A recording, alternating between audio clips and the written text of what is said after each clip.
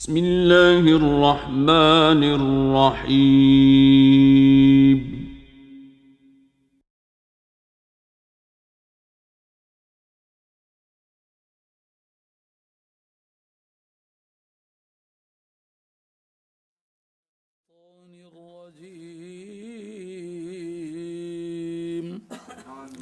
بسم اللہ الرحمن الرحیم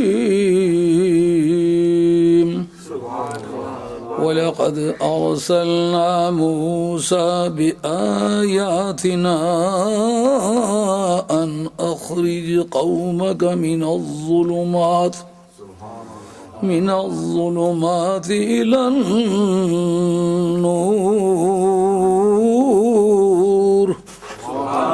وذكرهم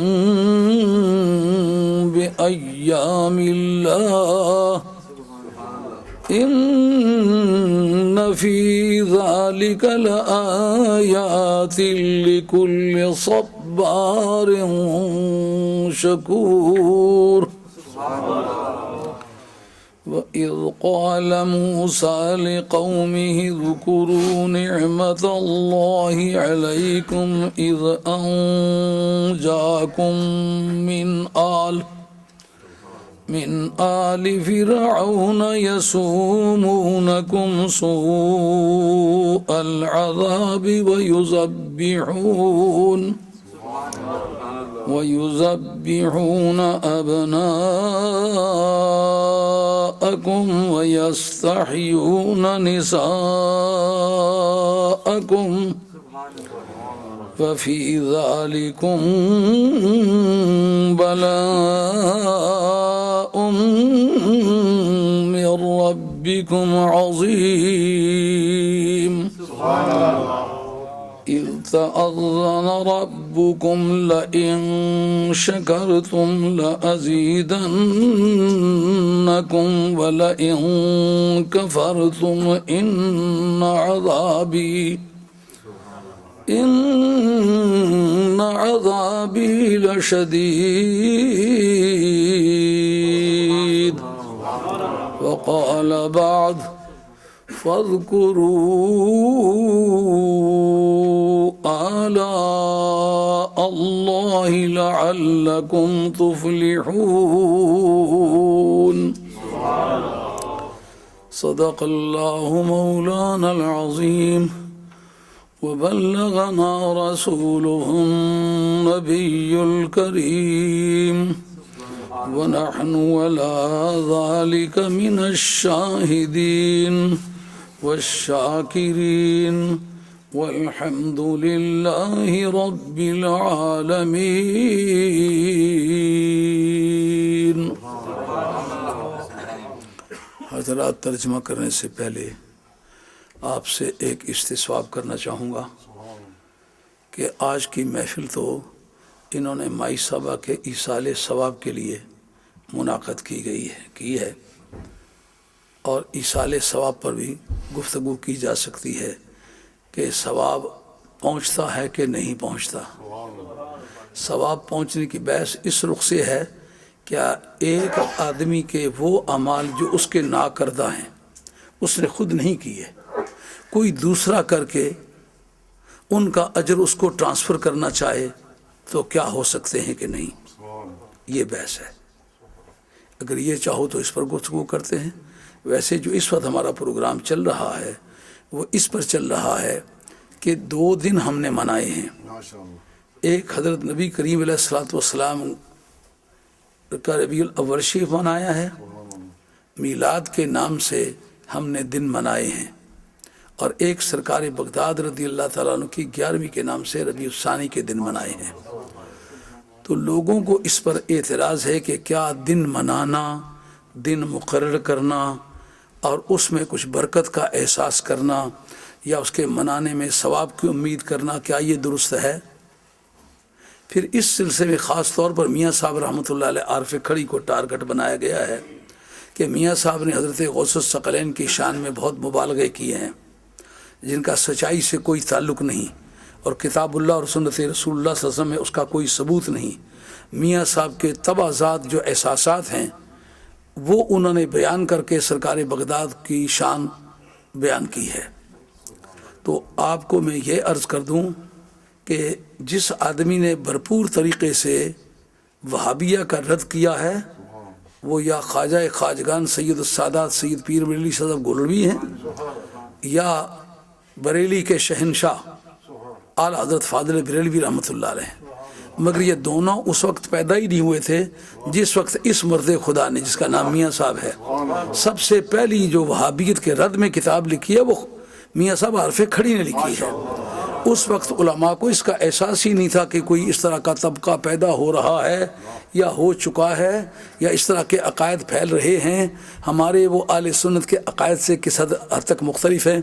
اس کی وجہ یہ نہیں کہ باقی لوگ نادان تھے، نہیں، باقی لوگ بڑے حساس تھے ان سے پہلے، جنہوں نے میاں صاحب کو بھی پڑھایا تھا وہ لوگ بھی موجود تھے۔ لیکن یہ مقدر کی بات ہوتی ہے، کوئی کام کرنا، یہ نہیں کہنا ممکن کہ اعلیٰ حضرت فاضل بریلوی رحمۃ اللہ علیہ کے استاد کوئی نہیں تھے، لیکن کام اگر ان کے نصیبوں میں لکھا ہوا تھا انہوں نے کیا ہے۔ یہ نہیں کہا جا سکتا کہ خواجہ گولوی رحمۃ اللہ علیہ کے اساتذہ اور پیرانی طریقت میں کوئی اس بات کا اہل نہیں تھا، یقیناً وہ اہل تھے، مگر مقدر کی بات ہے۔ تو میاں صاحب رحمۃ اللہ علیہ کے سیف الملوک کو یہ سمجھنا کہ وہ محض ایک جذباتیت کا مجموعہ ہے، نہیں، کتاب اللہ اور سنت رسول اللہ کی روشنی میں ان کو پرکھا جا سکتا ہے۔ غالباً آج سے 25-26 برس پہلے جب پورے ملک میں چند ایک مفتی یہاں پیدا ہوئے تھے جنہوں نے کہا تھا کہ حضرت میاں صاحب رحمۃ اللہ علیہ بکواسیں کی ہیں، یہ بات انہوں نے تحریر میں لکھی تھی، اور لوگوں کی شان میں بھی انہوں نے بہت بری بری باتیں کی تھی۔ علامہ اقبال مرحوم کے متعلق بھی کہا تھا اس کا ہندوانہ عقیدہ تھا۔ کاظمی صاحب رحمۃ اللہ علیہ کے بارے میں بھی انہوں نے اس طرح کی گھٹیا باتیں کی تھی۔ بابا بندیالوی صاحب کے بارے میں بھی انہوں نے ایسی ہتک آمیز باتیں کی تھی۔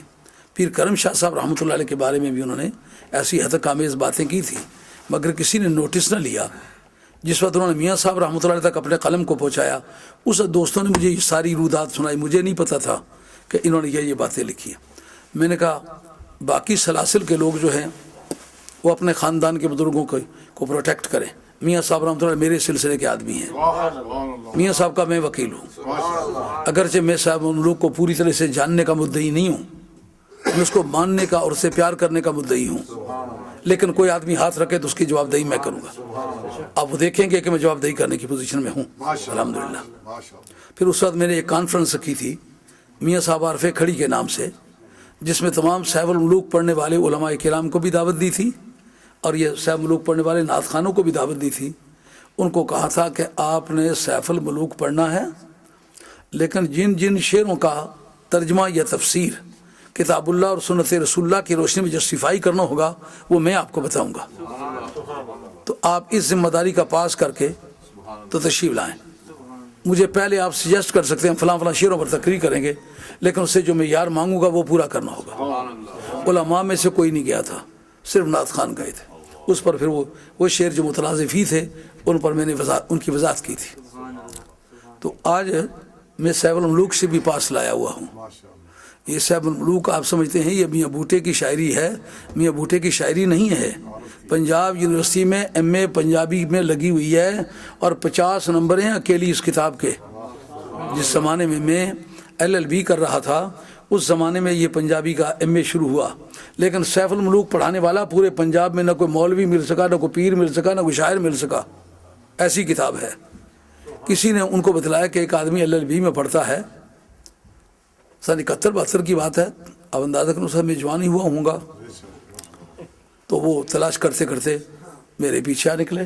میں کالج میں ہوں، مجھے کہتے ہیں کہ سنا ہے کہ آپ سیف الملوک کے بڑے ماہر ہیں۔ میں نے کہا یہ کسی نے غلط رپورٹ کی ہے، ماہر نہیں ہوں، میں سیف الملوک کے ماننے والے لوگوں میں سے ہوں۔ اس طرح ہمارے یونیورسٹی میں اسے پڑھانا ہے، پڑھانے والا آدمی کوئی نہیں مل رہا۔ کافی ساری انہوں نے تنخواہ مجھے آفر کی۔ میں نے کہا میں اسٹوڈنٹ آدمی ہوں، میں پیسے لے کے کام نہیں کرتا، البتہ جب تک آپ کو اچھا آدمی نہیں ملتا میں آپ کو پڑھا دیتا۔ تو پھر میں گیا تو پہلا شعر جو ان کا مترادف ہی تھا وہ یہ تھا، پار عشق دا کسے نہ چکیا کر کر عذر بہانے، آنکھ بلا بلا سہیڑی انسان نادان۔ اس کو جسٹیفائی کرنا تھا کتاب اللہ کی روشنی میں۔ تو پھر میں نے اس کو 1.5-2 گھنٹے کا لیکچر دیا اس پر، اس شعر پر۔ تو پھر یہ بات مشہور ہوگی کہ میاں صاحب رحمۃ اللہ علیہ کی کتاب ایسی معمول کتاب نہیں ہے، اس کے پیچھے معلومات کا ذخیرہ ہے۔ تو اس لیے یہ فلسفہ تصوف کی کتاب ہے، اس کو جاہل آدمی کی کتاب نہیں سمجھنا، اور یہ جسے عام شعراء جو کچھ ذہن میں آتا ہے اگلتے جاتے ہیں. یہ آدمی شاعر نہیں ہے، یہ آدمی عارف ہے. شاعر اپنے شعور کا ترجمہ کرتا ہے، عارف اپنے مشاہدے کا ترجمہ کرتا ہے. یہ فرق ہوتا ہے عارف میں، یہ عارف کا کلام ہے. جیسے فارسی لکھنے والے بے شمار ہیں، لیکن عارف رومی کو عارف مانا گیا ہے. اس لیے صوفیہ کہتے ہیں صوفیوں کا جھگڑا پڑے تو صوفیوں کا مفتی عارف رومی ہے. اب آپ مجھے سوچ کے بتلائیں کہ میں اس وقت ایصال ثواب پر گفتگو کروں، علماء کرام بھی شامل ہیں، آپ سے بھی کہتا ہوں ایصال ثواب پر چاہتے ہیں تو اس پر گفتگو کرتا ہوں، اور اگر چاہتے ہیں تو یہ مضامین کہ یہ ربیع الاول ہم نے کیوں منایا، ربیع الثانی کیوں منایا، دن کا منانے کا ہمارے پاس کیا جواز ہے، اور میاں صاحب رحمۃ اللہ علیہ جو حضرت غوث الثقلین کے بارے میں باتیں کی ہیں کیا ان کو جسٹیفائی کیا جا سکتا ہے کہ نہیں. ان مضامین میں سے آپ سوچ کے بتلائیں کون سے کروں. آپ بتلا دیں. آپ اس کا معنی تو یہ ہوگا جو میں رٹ کے لایا ہوں وہ آپ کو بتا دوں. آپ کبھی کوئی تیسرا مضمون بھی آپ مجھے دے دیں تو میں اس پر بھی چلوں گا انشاءاللہ. لیکن اس بارے میں کافی ضرورت محسوس ہوئی ہے کیونکہ ایصال ثواب پر آپ کا خطاب بریڈ فورڈ میں تفصیلی ہے. آج اگر آخر ایک تو نہیں ہوا، کئی ہوئے تفصیلی، اور اگر اس پر بھی ضرورت پڑے تو پھر نئی تفصیلات میرے پاس ہیں، میں وہ بھی عرض کرتا ہوں. یہ الحمدللہ مجھے یاد رہتا ہے میں نے کہاں کیا کہا تھا. آج سے 40 برس پہلے جو کہیں تقریر کی ہے نا، اس کا کم و بیش متن مجھے یاد ہے میں نے کیا کہا تھا، کیونکہ مجھے پتہ ہے میں سید فیملی کا آدمی ہوں. سیدوں کا صرفہ کسی نے نہیں کرنا ہوتا. مولانا سے اگر کوئی غلطی ہو جائے تو مولانا لوگ اس کو معاف کرتے ہیں، سیدوں سے کوئی کمی بیشی ہو جائے تو سیدوں کو معاف نہیں کرتے. اس لیے مجھے پہلی تاریخ سے ہی اپنا سامان باندھ کے رکھنا پڑا ہے. اس بات کی مجھے کوئی پرواہ نہیں، ساری زندگی جو اسی میں گزری ہے. تو اب پھر یہ اس کا مطلب یہ ہے کہ آپ کی رائے یہ ہے کہ یہ دوسرے مضامین جو پیش کیے ہیں ان پر گفتگو کریں. لیجیے آپ ترجمہ کرتا ہوں. اللہ تعالیٰ توفیق عطا فرمائے. اعوذ باللہ من الشیطان الرجیم، بسم اللہ الرحمن الرحیم. اللہ کریم فرماتے ہیں وَلَقَدْ أَرْسَلْنَا مُوسَىٰ بِآيَاتِنَا، البتہ تحقیق ہم نے موسیٰ علیہ السلام کو اپنی نشانیاں دے کے بھیجا. متکلم کے بعد متکلم کی ضمیر اپنے کے معنی دیتی ہے. ان تفسیریہ ہے کیا، جس کا معنی یہ تھا ارسال کے اندر معنی قول موجود ہے، معنی قول کو متضمن ہے، اس لیے ان سے اس کی تفسیر کرنا درست ہے. یعنی ہم نے موسیٰ علیہ السلام کو نشانیاں دے کے بھیجا، یعنی یہ کہہ کے بھیجا. متضمن کے معنی یہ ہے اخرج قوم کا من الظلمات الی النور، اپنی قوم کو تاریکیوں سے روشنی کی طرف نکالو، ان کو اندھیروں سے نجات دو اور روشنی کی طرف انہیں پہنچاؤ. جو اخرج قوم کا من الظلمات، من ابتدائی اور الی انتہائیہ ہو تو پھر الی کے بعد منزل آیا کرتی ہے، یعنی تم اس منزل پہ پہنچاؤ کہ جو روشنی ہی روشنی ہے. وَذَكِّرْهُمْ بِأَيَّامِ اللَّهِ، اور انہیں اللہ کے دنوں کی یاد دلاؤ. ان فی ذالک لآیات لکل صبار شکور، بلا شبہ اس میں یعنی آپ کے انہیں اللہ کے دن یاد دلانے میں، ذالکہ کا مشار رہی ہے اس بارے میں، یعنی آپ کا جو انہیں اللہ کے دن یاد دلانا ہے اس میں کیا ہے، آیات بہت ساری نشانیاں ہیں، لکل صبار شکور، ہر بہت صبر کرنے والے کے لیے اور ہر بہت شکر گزار کے لیے. ذکرہم بایام اللہ کے بعد یہ کہنا، اس سے تفسیر پر اثر پڑتا ہے. جو میں گاہ بگاہ آپ کو کہا کرتا ہوں کہ خواتین آیات کا پورے متن آیت پر اثر ہوتا ہے، یہ وہ راز ہے. ابھی تھوڑی دیر کے بعد جب کھولیں گے آپ کا ذہن مطمئن ہو جائے گا میں ٹھیک کہتا ہوں، کیونکہ اس میں ابہام ہے. اس سے مراد نعمت کے دن ہے کہ نقمت کے دن ہیں، اللہ تبارک و تعالیٰ کی عطا کے دن مراد ہیں یا اللہ تعالیٰ کی طرف سے سزا کے دن مراد ہیں، اس کا فیصلہ کل صبار شکور کرے گا. इंशाअल्लाह। वो इज़ क़ाल मूसा लिक़ौमिही, वो वक्त भी ए प्यारे आप याद करें जिस वक्त उन्होंने अपनी कौम से कहा, क्या कहा, उज़कुरू निअमतल्लाहि अलैकुम, यानी जो बात रब ने उनसे कही थी ना, उस काम को उन्होंने शुरू किया है। तामील हुक्म से पता चलता है कि हुक्म के माना क्या थे। पैगंबर को जो समझने का मिजाज रब ने दिया वो और किसी और को तो नहीं दिया। इससे तयन हो जाएगा ना कि उससे निकमत के दिन मुराद है या नेमत के दिन मुराद है या दोनों तरह के दिन मुराद है। ये कहना कि ऐ मेरी कौम, अल्लाह की वो नेमतें तुम याद करो जो अल्लाह ताला ने तुम पर नाजिल फरमाई। अल्लाह ताला की वो नेमतें, इससे मुराद वो नेमत के दिन हैं। इज़ अनजाकुम, साथ ही ये बदले इस्तेमाल है जनाब, अल्लाह की नेमतों में से एक नेमत। अरबी ज़ुबान में बदले इस्तेमाल उसको कहते हैं कि एक लफ्ज़ की वजाहत के लिए बाल्फाज दीगर, टू बी मोर प्रिसाइज जिसको आप कहते हैं, उसको अपोजिटिव कहते हैं अंग्रेज़ी में। बदले इस्तेमाल का यह माना जो पहले बात गुजर चुकी है ना, उसके अंदर बहुत सारे माना पाए गए, उनमें से एक माना ये भी है, ये बदले इस्तेमाल का माना, यानी ये वो सारे माने नहीं हैं, उनमें से बाज़ माने, उनमें से बाज़ माने ये हैं कि इज़ अनजाकुम मिन आले फ़िरौन, जिस वक्त तुम्हें फ़िरौन की कौम से अल्लाह ने नजात अता फरमाई। अज अनजा के बाद यसूमूना के दरमियान वाव आनी चाहिए, क्यों नहीं आई? जब माने में मुगायरत न हो, यानी दो माना अलग अलग न हो, वाव नहीं आया करती। जो माना इज़ अनजाकुम के है ना, वही माना यसूमूनकुम सूअल अज़ाब के हैं कि तुम्हें वो बदतरीन अजाब चखाया करते थे। वह युज़ब्बिहून अबनाअकुम, और तुम्हारे बेटों को वो ज़िबा किया करते थे। वह यस्तहयून निसाअकुम, निसा इमरातुन की खिलाफुल क़ियास जमा है, औरतों को कत्ल नहीं करते थे, छोटी बच्चियों को, फीमेल बेबीज़ को कत्ल करते थे, अब बचाते थे। लेकिन उनको निसा क्यों कहा? बेतबार मा यऊलु अलैह के, यानी जिस पर चल के इंजाम पाना है।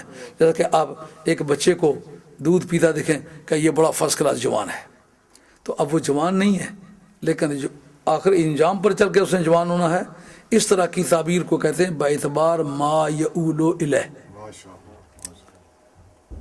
वफ़ी ज़ालिकुम, और इस बारे में, अब ज़ालिकुम का मुशारुन अलैह अगर हो, उस्कुरू नेमतल्लाहि अलैकुम, तो इसका माना है इस बारे में तुम्हारे रब की तरफ से बहुत बड़ा फजल था, बहुत बड़ी नेमत थी।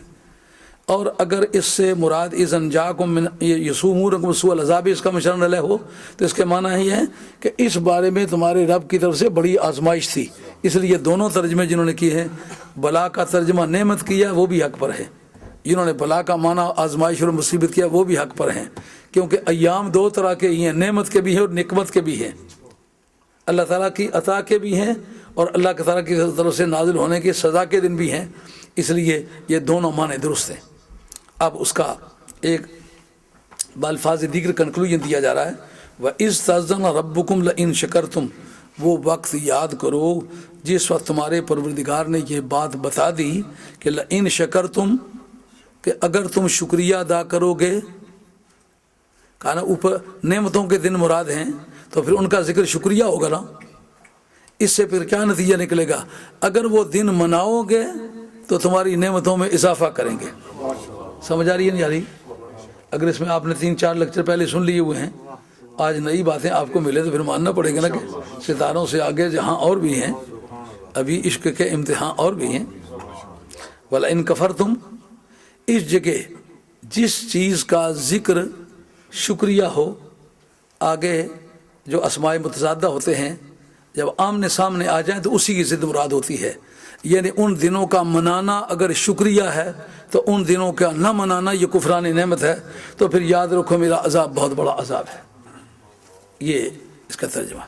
और एक आयत का आखिरी हिस्सा मैंने पढ़ा है सूरह आराफ से, सूरह आराफ की आयत नंबर 69 है, जिसके अंदर फ़ज़्कुरू आला अल्लाह लअल्लकुम तुफ़्लिहून, तुम अल्लाह ताला की नेमतों को याद करो ताकि तुम कामयाब हो जाओ। जब हमसे कोई जिक्र करता है जनाब मेरा मुकदमा है, हम कहते हैं मीराशी मनाओ, 11वीं शी मनाओ, بھائی اس کا کیا تعلق بنتا ہے کہ وہ 11ویں شریف کرانے سے، سرکار کا میلاد پاک منانے سے وہ مصیبت ٹل جائے گی؟ یہ لکھا ہوا ہے سورہ اعراف کی جو آیت پیش کی ہے، فَاذْكُرُوا آلَاءَ اللَّهِ، تم اللہ تعالیٰ کی نعمتوں کو یاد کرو تاکہ تم پاس ہو جاؤ، تاکہ تم کامیاب ہو جاؤ۔ اب سرکار کی ذات پاک کا میلاد جو ہے وہ بھی اللہ کی نعمت ہے، اور حضرت غوث الثقلین جس طرح سرکار کے تشریف لانے سے پہلے پورے زمانے میں دھوم مچ گئی تھی کہ ہے چمن میں آنے والا، اے صبا ایک بست ناز، ہر کلی می نہ رہے، ہر پھول پیمانہ بھرے۔ انبیاء علیہ السلام کی صفوں میں ہلچل ہے۔ سیدہ ہاجرہ، سیدہ آسیہ، سیدہ مریم اپنی اپنی بارگاہوں سے اٹھ کے حضرت سید دو عالم علیہ السلام کے میلاد کے موقع پر آ کے موجود ہوتی ہیں۔ مراد کیا ہے کہ اے سیدہ ہاجرہ، یاد کر وہ وقت کبھی تو بھی تھے، تیرا فرزند بھی تھا، کعبہ بن چکا تھا، اس وقت ابراہیم علیہ السلام نے یہ پلیٹ فارم پوری طرح تیار کر کے کہا تھا، ربنا وابعث فیہم رسولا، اے اللہ کریم بڑی شان والا رسول ان میں بھیج۔ اب بعثت کی دعا مانگی ہے نا، میں میلاد پر استدلال کر رہا ہوں، اگر تعبیراً اس سے بعثت مراد ہے تو تضمناً اس سے میلاد مراد ہے۔ کیوں کہ میلاد سے پہلے تو بعثت نہیں ہوتی نا، جس نے بعثت کی دعا مانگی ہے اسی نے میلاد کی دعا مانگی ہے، جس کو علماء کہتے ہیں اقتضاء النص۔ اقتضاء النص، یہ روٹی کھلاؤ، کوئی آٹا گوندنے لگ گئی، انہوں نے کہا میں کہتا ہوں روٹی کھلاؤ، آٹا گوندتی ہو؟ انہوں نے کہا لفظوں میں تو ہے روٹی کھلاؤ، لیکن تضمناً اقتضاء میں یہ بات شامل ہے کہ آٹا گوندے بغیر اگر آٹا پھانک لیتے ہیں پھر تو کھلائی جاتے ہو، کھلائی دوں آپ کو، لیکن یہ پہلے آٹا گوندے گا، پھر پکے گا، پھر کھلائیں گے۔ تو جس نے کہا روٹی کھلاؤ اسی نے کہا ہے آٹا گوندو، جس نے کہا ہے اس کو بھیجو اسی نے کہا ہے کہ اللہ کریم اس کو پیدا فرما۔ میلاد کی دعا بھی تیرے میاں نے مانگی تھی، آج وہ دن دیکھ، آج شہر بھی وہی ہے، بندہ بھی وہی ہے جس کے بھیجنے کی اس نے دعا مانگی تھی۔ اب اس کے دعا کی قبولیت کا پہلی سیڑھی ہے، اب جو حضرت ابراہیم علیہ السلام کی دعا کا تو قائل ہو لیکن حضرت سید دو عالم علیہ السلام کے میلاد کا قائل نہ ہو، تو اس کا مطلب یہ ہے کہ اصل معنی و مراد کو سمجھنے کا عادی نہیں ہے۔ جس نے بعثت کی دعا مانگی تھی اسی نے میلاد کی دعا مانگی تھی۔ اور آخر میں چل کے جو کنکلوژن دیا تھا، خواتین آیات کا پورے متن پر اثر ہوتا ہے۔ انکا انت العزیز الحکیم کیوں کہا؟ علامہ بدر الدین زرکشی آپ کی کتاب البرہان فی علوم القرآن باقاعدہ اس لفظ خواتین آیات کے چیپٹر میں اس لفظ کو لکھا ہے، کہا کہ تو بھیج دے، تو بھیجنے میں کون سا خطرناک کام ہے؟ کہا کہ تو غالب بھی ہے اور حکمت والا بھی ہے۔ یہ غالبے کا لفظ تو قوت کے استعمال کے موقع پر استعمال ہوتا ہے، کیوں مولانا؟ پیر صاحب آپ بڑے فاضل دانشور عالم دین ہیں اور دانشوروں کی اولاد میں سے، ایک بات پر مجھے غور کریں، مجھے بتلائیں، اگر تو کوئی وزن اٹھانے کہا تو بڑا پہلوان آدمی ہے، اگر حلوہ کھانے لگے تو کہا تو بڑا پہلوان آدمی ہے، بات جچے گی؟ حلوہ کھانے کے لیے تو پہلوانی کی ضرورت نہیں ہوتی، طاقت کا موقع ہو لفظ وہ بولتے ہیں جو طاقت کے معنی تھے۔ جب دعا مانگی آخر میں کہا انکا انت العزیز الحکیم، مولا کریم تو غالب بھی ہے اور حکمت والا بھی ہے۔ اس سے کیا مطلب نکلتا ہے؟ یعنی میلاد مصطفیٰ ایک ایسا زور والا کام ہوگا جس کے انقلاب کے لیے زمین و آسمانوں کی بلندیوں اور پستیوں کی نئی آئینہ بندیاں ہوں گی، جنت کے دروازے کھولے جائیں گے، دوزخ کے دروازے بند کیے جائیں گے، عذاب موقوف کیا جائے گا، یکا یک کائنات میں بہار لانی پڑے گی، آسمانی قدسیوں کو لائن اپ کرنا ہوگا، آسمانی فرشتے طواف کے لیے آئیں گے، اندر باہر روشنی کا بندوبست کرنا ہوگا، پوری روئے زمین کے بتوں کو گرانا ہوگا، آتش کدہ ایران کو ٹھنڈا کرنا ہوگا، بحیرہ صحابہ کو خشک کرنا ہوگا، اور شہنشاہ ایران کے محلات میں زلزلہ لانا ہوگا۔ یہ قوت کے کام ہے، اس لیے کہتا ہوں تو بھیج۔ مولانا بات سمجھنے کی، نعرہ تکبیر، نعرہ رسالت، نعرہ رسالت، نعرہ حیدری، حیدری، حیدری، حق و طاقت کی نشانی، ویر سید عبد القادر جیلانی۔ جس وقت ایک کمشنر آرڈر لکھتا ہے تو کہتا ہے کہ اگر تم حاضر نہ ہوئے تو تمہیں اندر کر دیا جائے گا، آخر میں لکھتا ہے بحکم کمشنر صاحب۔ اس کا مطلب یہ ہے اتھارٹی اس وقت ظاہر کرتے ہیں جب اتھارٹی کے استعمال کا وقت نظر آ رہا ہو۔ کہ اندر کرنا کس کا کام ہے؟ کہا با اختیار کا کام ہے. اس لیے خواہ وہ چودھری فاضل صاحب ہیں، چودھری فاضل نہیں لکھا جائے گا، کمشنر صاحب لکھا جائے، رینک لکھا جائے گا. سمجھا کی بات؟ کچھ نام ہے، قلندر خان نام ہے لیکن کمانڈر ہے، کہتے وہ حکم کمانڈر صاحب، کیونکہ اختیارات کے اظہار کا موقع ہے. رینک وہ بتانا ہے جس کے اندر اختیارات کا راز پنہا ہے. اب یہ کہ ربنا وابعث فیہم رسولا منہم یتلو علیہم آیاتک ویعلمہم الکتاب والحکمہ ویزکیہم انک انت العزیز الحکیم. آخر میں چل کے کہنا کہ تو غالب بھی ہے اور حکمت والا بھی ہے، یعنی تو طاقت بھی رکھتا ہے اور طاقت استعمال کرنے کے اصول بھی جانتا ہے. تجھے پتہ ہے یہ سارا کام مجھے کس طرح کرنا ہے. آدم علیہ السلام سے لے کر کے تا حضرت عیسیٰ علیہ السلام، انبیاء علیہ السلام کی صفوں کو ترتیب دینا، اور مشرق و مغرب میں، جنوب و شمال میں، جبکہ ہر علاقے کا ٹیمپریچر الگ ہے. اس ملک میں بہار اور موسم میں آتی ہے، اس ملک میں بہار اپنے پورے جوبنوں پر آئے گی، اس جولائی کے آخری ایام، اگست کے ابتدائی ایام ہوں گے. پاکستان میں بہار آئے گی مارچ اور اپریل کے دور میں آئے گی. ماریشس میں چلے جائیں وہاں بہار دسمبر کے مہینے میں آئے گی، کیونکہ جب ٹمپریچر کا دباؤ مختلف ہوگا تو بہاریں مختلف وقت میں آئیں گی. اب پوری دنیا کا ٹمپریچر ایک جیسا کر دینا اور ایک دن بہار دکھا دینا قوت کا کام ہے. اس لیے مولا کریم تو طاقت والا بھی ہے. سمجھ آئی یہ بات؟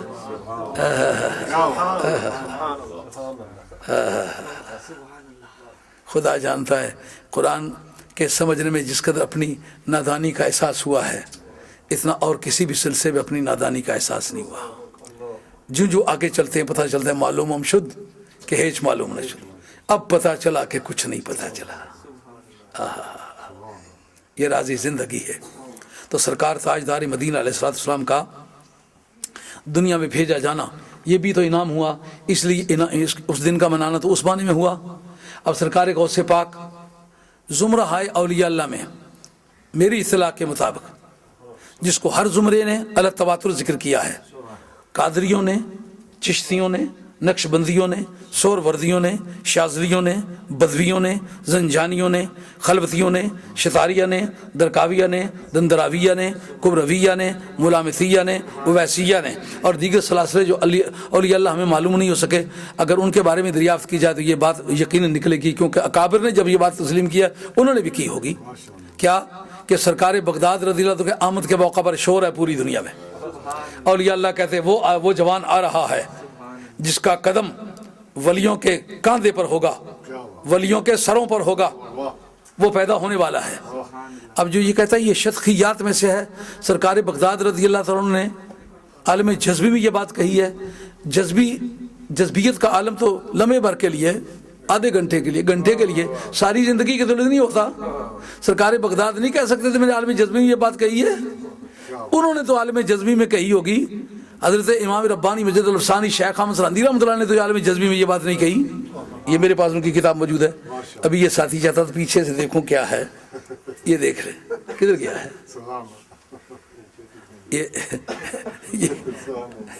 یہ کتاب مکتوبات حضرت امام ربانی مجد الفسانی شیخ احمد سرندی، آپ کے مکتوبات کا جلد نمبر 3 صفحہ نمبر 1626 اور لیٹر نمبر 123. اس کے اندر آپ یہ فرماتے ہیں کہ اللہ کے وصل کے 2 طریقے ہیں. ایک میں توسل، درمیان واسطہ ہوتا ہے، اور ایک ہوتا ہے بلا توسل جس کے اندر واسطہ کوئی نہیں ہوتا. بلا توسل جو سلسلہ وہ صرف نبیوں کا ہے. ولیوں کا سلسلہ توسل سے ہوتا ہے، اور توسل میں حضرت مولا مرتضیٰ شیر خدا اس راستے میں سب سے آخری نقطہ ہے. واسطے سے ملے تو علی نقطہ ہے. اگر علی کے واسطے کے بغیر ولایت ملی ہے تو صحابہ کرام کو ملی ہے. اس کے سوا کائنات میں کوئی ایسا بندہ نہیں کہ جس کو ولایت ملی ہو اور جناب علی مرتضیٰ کے واسطے کے بغیر ملی ہو. بلکہ میرے پاس یہ کتاب ہے حضرت قاضی ثناء الحسن پانی پتی کی، آپ کی یہ تفسیر مظہری ہے، تفسیر مردری کا صفحہ نمبر 246 ہے. اور یہ آیت ہے کنتم خیر امۃ اخرجت للناس. اس کے تحت وہ ارشاد فرماتے ہیں کہ حضرت حیدر کرار شیر خدا رضی اللہ عنہ کی ذات پاک جو ہے وہ ایسی ذات پاک ہے کہ جن کے واسطے کے بغیر کسی شخص کو کوئی ولایت نہیں ملی. یہ اس کی عبارت ہے کنتم خیر امۃ. اگر کسی کو نہ مل سکے آیت کو تلاش کر لے.